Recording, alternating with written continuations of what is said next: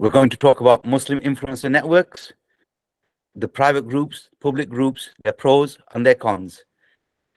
Assalamu alaikum warahmatullahi wabarakatuh. Mufti Amjad. Wa alaikum assalam wa rahmatullah. We're back for another one, eh? We're back for another one. Alhamdulillah. So this topic is quite an interesting topic. We've spoken about this in detail. I was a part of the new age when it was part of an emerging market, an emerging trend, and it's been 7 years now. Coming back and with what we're doing now with RG Advisory, RG Group, this has been a topic of benefit, as well as hopefully it's a means of encouraging and cleaning up the market and making the market a little bit more standardized. So talking about Muslim influencer networks, Muslim entrepreneur networks, Muslim business networks, halal business networks, halal online business networks. These are private groups and public groups where you'll have somebody who has got a good intention or someone who knows what they're doing, and they're trying to create a microcosm or a micro economy or a micro community that will try to do business the halal way. So these groups, take an example of the Facebook groups. There's plenty of Facebook groups where you'll have 20,000 people in the groups, 10,000 people in the groups, etc. And they have great intentions, and some of them do some amazing jobs in creating that. What we want to do is just talk about the journey of ours to here, and then what we're doing moving forward. So like with any emerging markets, when I first came into this space, we saw people with lots of cars. The first time you come into Facebook, the first time you come online, you see, and you take everything as real. So you'll see some people who have got Lamborghinis, Rolls Royce, Ferraris, great cars, great houses, big, and you think, wow, amazing, the person's done really well. And they'll say things like, and when we first initially started, and for the friends and who are in my sort of age range, who are in that kind of category, you initially saw that and you think, fantastic, great to see people from our community, people from our faith doing exceptionally well in their business. And now they're here to teach the community. They're here to benefit our community. They're here to allow the community to grow. And what happened there, and I'll start with some of the horror stories. And it's not just down to it being a Muslim thing. This is something that happens across the globe. You have multi-level marketing schemes, you have pyramid schemes, you have real dark programs that are no intentions of paying anybody, and it's just one big scam. So when we first came on, typing the word Alhamdulillah or Halal or say Bismillah or start with Bismillah, it's great because it captures their attention, and your intention and your attention comes. So what happened with some of these groups was when we first started, we started to get to know some of the people inside those groups, and it was one big hoax. Hired cars or hired locations. And as you dug a little bit deeper, you were like, this guy doesn't own anything. He'll say things like, oh no, I'm trying to be humble, that's why I don't want to spend on a big car. Or other ones that we've heard is saying things like, one of my friends came back from one of the training programs, and the gentleman said, when you see a nice car, take a picture with it, because when you post it online, nobody's none the wiser whether you own the car or not. And this is where this fake facade or this marketing ploy, whatever category you want to call it under, that's what happened. And so a lot of brothers, a lot of sisters more so, who wanted to get into the entrepreneur space or the Muslim space or the halal space or that niche and category, were coming in, and they were paying hundreds of pounds. They were paying thousands of pounds. They were paying £2,000. Some of them were paying £20,000. Some of them were paying £10,000. And unfortunately, they got ripped off. Unfortunately, they didn't get any value. That was just in the category of what we could see in those. We're talking about the bad examples here. Yeah. That they lost a lot of money by guys who didn't have any skills. Example, one, I got a call from a youngster, he's about 21 years old, full of energy, full of beans. And he said to me, and he was part of this particular person's course, this Facebook group, private Facebook group. And the person who was paying, I think, £250 at the time, I'll train you to do X to make X, or I'll show you how to do certain marketing strategies or certain Facebook groups or Facebook ads or Google ads or training in whatever it is. And this youngster called me, he was about 21 years old, and he was called me, and that time I was completely new to this field, so I was trying to understand it, coming from government side or coming from education side, etc. It was fascinating. And he was telling me how he's a coach, he's an expert, and and I thought, how old are you, my friend? And he said, 21. I said, how long have you been doing this for? He says, he's on day one. But his coach had told him, and this is the Halal program, his coach had told him that you now that you're on my course, all you need to do is go out there, tell people you're an expert, tell people that you're going to help them with their marketing, and charge them £250. And so this youngster has come straight into the field, and I couldn't believe it, day one, and he's trying to close deals, trying to close £250. And so you know, when you have nothing beyond that substance, if you did get better at your marketing ploy, then you could beguile somebody, or beguile a sister at home, or beguile somebody who's a little bit desperate to pay for your course. And once they come into that course, you know, it's a one-off fee, or you lost a lot of money. So those are some of the nightmares, what we saw in those categories. And again, I'm just using this just as an explainer so that we can move on to the next point. Is we started to look into it, a few friends, a bit more mature than some of the youngsters that were doing that particular, and start talking to them. And inside these Facebook groups and stuff, especially when they're private, if you send a message, the admins have to approve it. So what happens, and I've seen that across not just the halal, but we're talking about the halal market here, is a strategy. And I want the audience who are not as astute or who are not looking into things like this. You put a comment forward. If you are a good businessman, or if you are a quote unquote potentially a threat to the admin team who have set up this group with 20,000 people that they're fishing from, then they won't let you post it.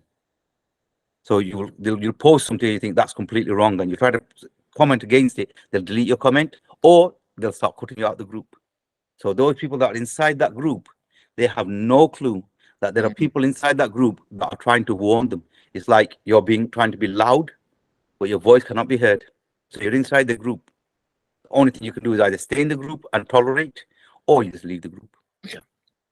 So those are the things those are the kind of strategies that unfortunately a lot of the youngsters that come into these groups that are not in business, or not even youngsters, people who are not experienced, fall prey to that. I've just come back after all these years in Facebook. I will join this affiliate program group, and it's got about 20,000 followers, 2 or 3 people who are the key top contributors in the group, and you know that they're all in it together. You post something, they don't let you post up. Admin has denied your against terms or T's and C's, or against policies or group rules, but you're not gone against group rules. You could message the admins and say, look, why have you not put this post up, or what are the reasons? They don't need to answer. So you get to see, again, it's another one of those closed doors where it's lock people in, manage it, control it, and take advantage of it. And you're seeing that with a lot of the ads that you see, and it's just Facebook ads, just using Facebook. There's other in Google, Instagram, etc. But we're just using Facebook as an example. And so they run Facebook ads quite cheap because it's targeted to small audiences, and they pull people in. And these ads get spread on Instagram, and you see the challenge there. The point we're here on this discussion is, how can these groups be a tool to achieve great things, because you've got a cohort of 20,000 Muslims, or 10,000 Muslims, or 2,000 Muslims who are all got good intentions. And the second question after that would be that, how do we make it better so that scholars, and it is purely halal, and there is a pure framework? Over to yourself. Yeah, so good bit of backdrop. As you know yourself, I've had some experience in this kind of group structure and focusing on a particular niche product. I was asked the question, numerous documentaries were done on a particular area that I worked on, in which I sort of was somewhat one who kind of called it out very early on. And the question I was asked is that, why is it spread so quickly in the Muslim community, and why were the Muslim community targeted? He used those words, the interviewer. because what that particular group had done is they went out of their way to get halal certification. And the organization was not a Muslim organization. It was not a Islamic organization. It was actually a European organization. And what they'd done is they'd approached a outfit that I'd never heard of, and they got certification to say that this thing is halal.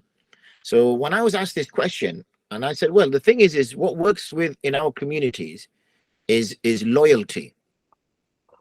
We still have a community structure.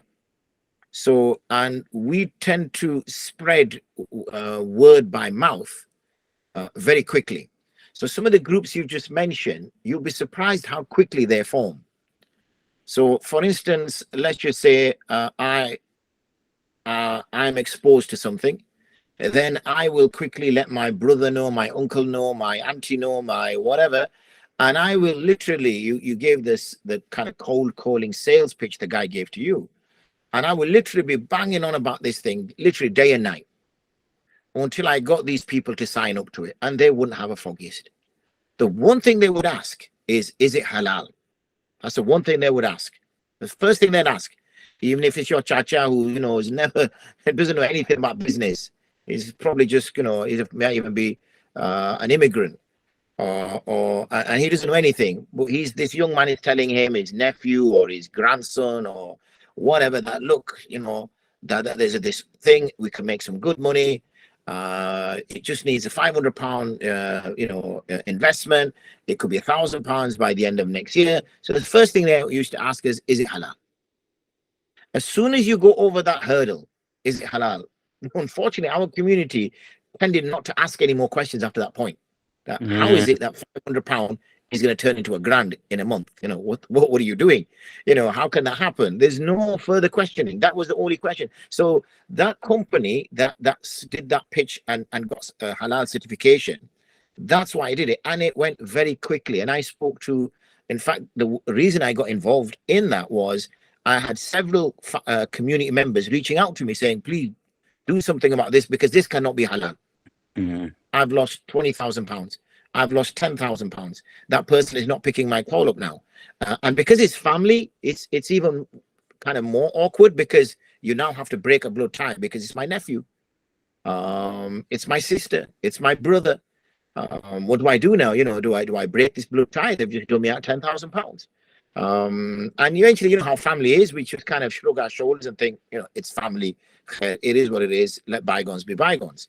So that's how I think these groups do really, really well and spread very, very quickly. They then become very close, like the way you just described it. They become a very closed outfit, and it becomes a little bit like a siege mentality, us against them. Siege mentality. That's it. Yeah. I've not heard that word before. So it's a siege mentality. It's us against them. They don't understand us. They're trying to close us down. They're seeing us as the new best thing, and it's hurting them, and philosophy like that, and it becomes kind of like, yeah, it must be true, that's happening, and you just start to want to believe. It's the kind of old gambler syndrome, isn't it? When you've lost 500 quid gambling, then you think, okay, my luck's surely going to change sooner or later. Let me just put another £200 in, and if it doesn't, then surely my luck's going to change sooner or later, and you just don't know when to stop. And similarly, the chap, again, going back to that story you narrated, is the chap who is the introducer is usually somebody who's unfortunately already committed now because he got kind of hooked early on and he's already spent £250 or £1,000. So he's now being told that you need to sign up another 10, 15 people in order to get that £10,000 back. So it becomes about kicking the can further down the road. Is that, okay, I've been suckered. I need to now fool another 10 people in order to get my money back. So then it becomes a personal thing that I've got to get my money back, And the only way this guy who's above me is telling me I'm going to get my money back is if I sign 10 people. If I sign 10 people up, I'm going to get my money back. So it becomes fulfilling in the sense that it just carries on like this and it carries on like this. And that's why this halal comes. Muslim, we tend to herd under that label. You'll find, for example, lawyers will come together under Muslim lawyers. You'll even find doctors come and, we like to come together under that phrase. It gives us some kind of community. It gives some kind of connection. And that goes back to this community thing, where that's why it spreads so quickly. So, my advice would be to people who are invited to any sort of group or any sort of organization or anything of that nature, is to say, is this halal? And then not just accept what that person says, yeah, it is, and that's it, but to say, well, okay, who says it is? That's a good point. That halal? Who says it is?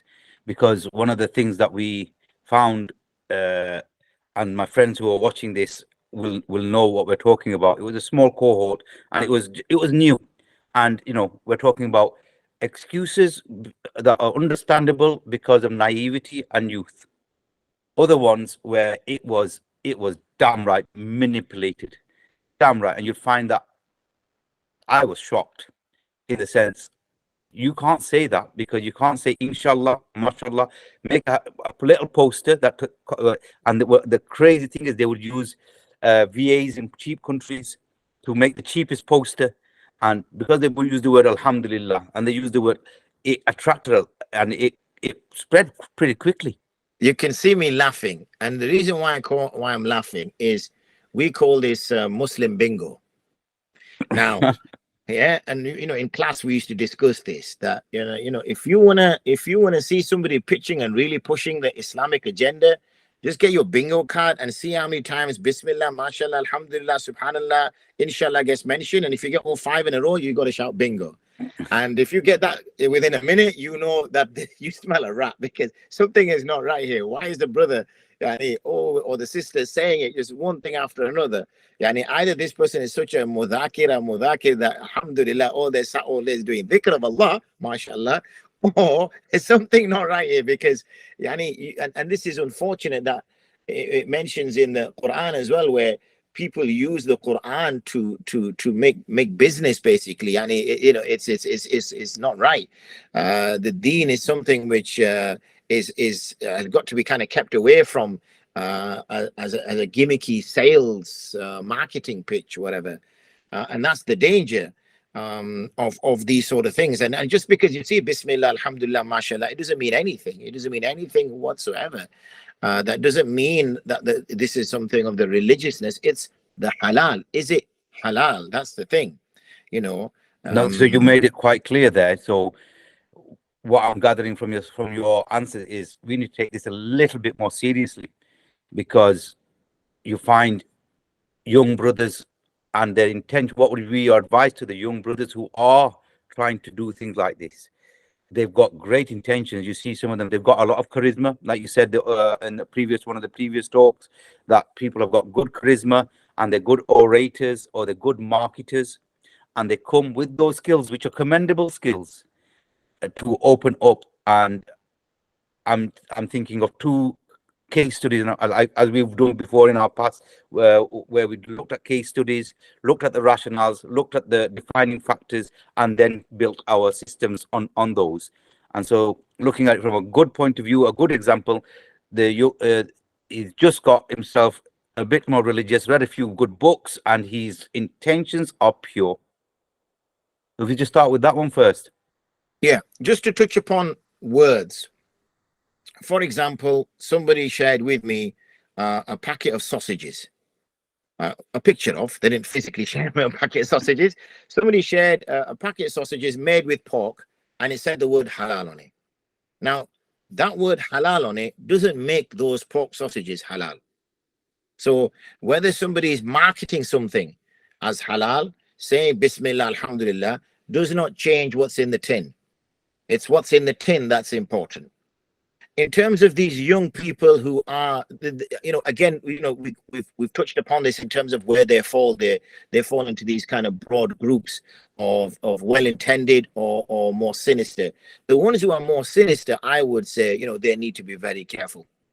Genuinely, I would say that to them. You need to be very, very careful, because if you're trying to make a mockery of deen, if you're trying to, dress something up with deeny cloth to make it pure, this cannot be, this is so degrading of someone's faith, that there's lots of warnings given with regards to that, and they need to tread very, very carefully, because it's very dangerous to do something of this nature, because it can come under ridiculing the deen, and ridiculing the deen can take a person close to kufr. So it's something that has to be taken very, very seriously, that I need to be very careful what I'm saying before I get attributed with this particular task. For other young people who maybe read a little bit around the area and want to kind of push into this area, then, the thing is, it takes a very brave person to say something is halal. It takes a very brave person to say something is haram equally. Because when you do that, you are literally using those phrases, you are literally speaking on behalf of Allah. Literally. Because only Allah and His Prophet ﷺ can say something is halal, and only Allah and His Prophet can say something is haram. That's why you will see ulama, fuqaha. They will say, many people say, look, why don't you brand something as haram?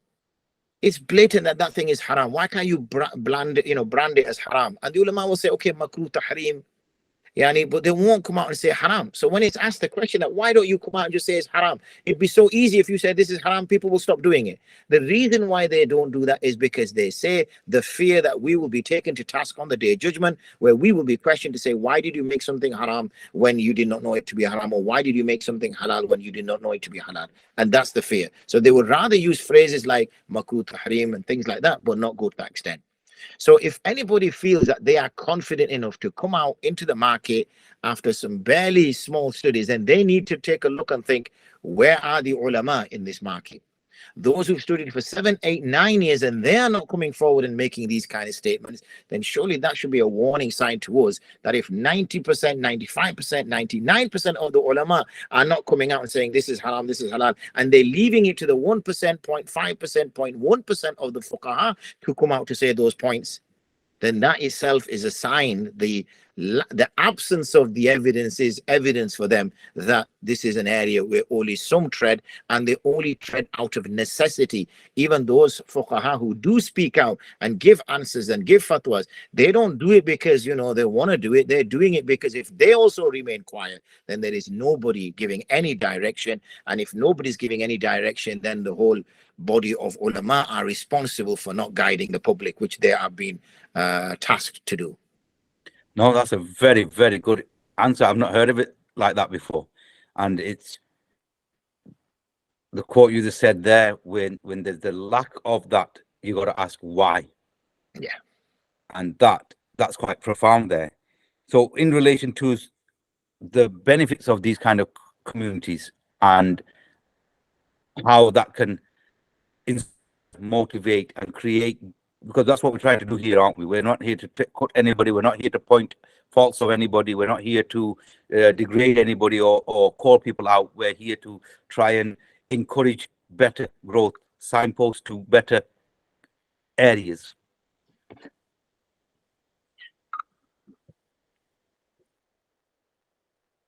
Can you hear me? Yeah. Yeah, please.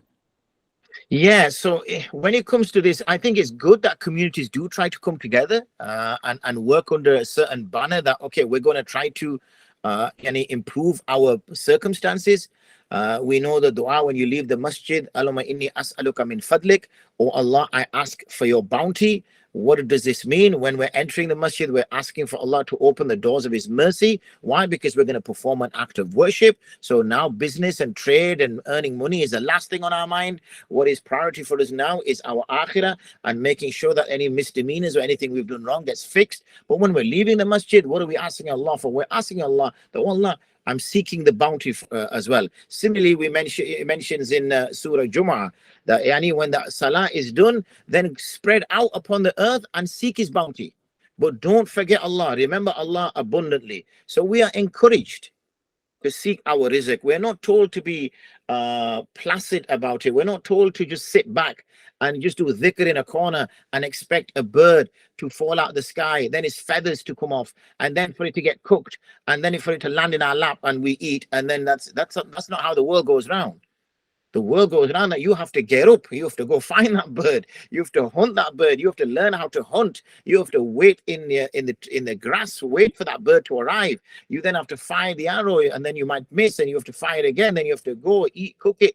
There is a process that Allah subhanahu wa ta'ala has given. So we are told to go seek our bounty, go seek our. So if there's ways we can do that in a safe space, and we can encourage ourselves, and we can encourage one another, and encourage to do good practice, halal practice, fair business, honesty, then this is a good thing. Absolutely it is. But if we're going to use those platforms, if we're going to use those groups to take advantage of people who may not be sort of as clued on business as we think, and they're just going by trust, and we're using the bingo Islamic words to build up trust, that hold on, this person doesn't know me, but if I say mashallah, alhamdulillah, they might connect with me because they know that people who use those phrases are trustable people. Maulana Saab uses that in the masjid, Mufti Saab uses it, Sheikh Saab uses it. So you know what, I'm going to use these words, and therefore this person is going to build a trust, not with me as a person, but by the words I'm using. Then this is manipulation. This is very dangerous, as I mentioned earlier. So yeah, generally speaking, useful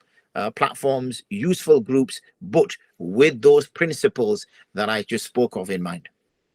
No, thank you very much, Mufti Saab, because as we've spoken with the RG group and the RG advisory and the dashboard, we spent a long time, and you yourself have gone through every single sentence, every single full stop, and I feel privileged and honored that I've witnessed somebody like yourself who has gone through every sentence, every full stop, every image, and you've put in a system, and this is the first time I've seen anything like it.